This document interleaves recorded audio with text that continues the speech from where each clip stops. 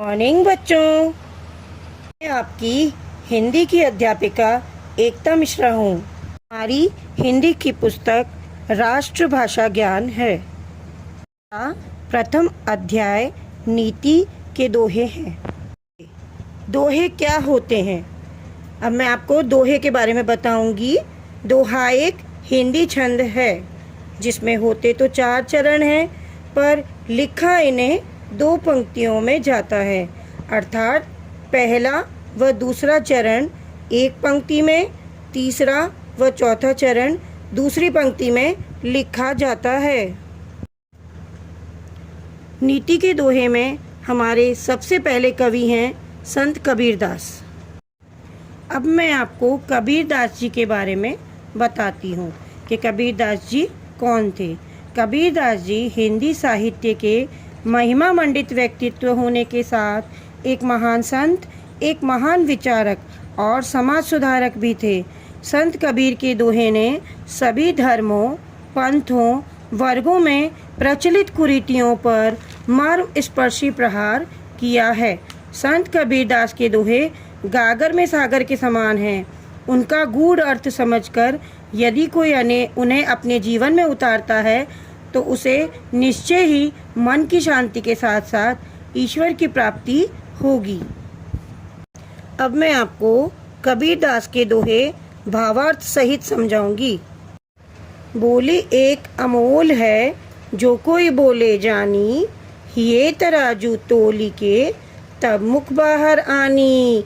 कबीरदास जी इस दोहे के माध्यम से हमें बताते हैं कि यदि कोई व्यक्ति सही तरीके से बोलना जानता है तो उसे पता है कि वाणी एक अमूल्य रत्न है और वह हमें सोच समझकर बोलनी चाहिए।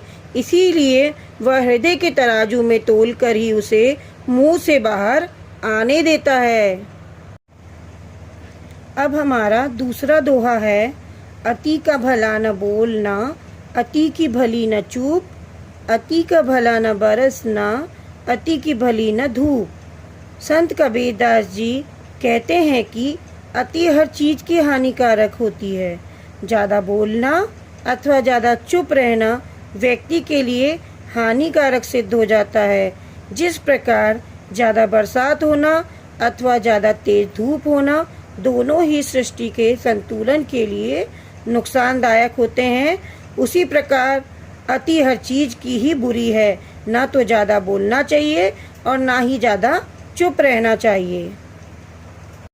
जाति न पूछो साधु की, पूछ लीजिए ज्ञान, मोल करो तलवार का, पड़ा रहने दो म्यान।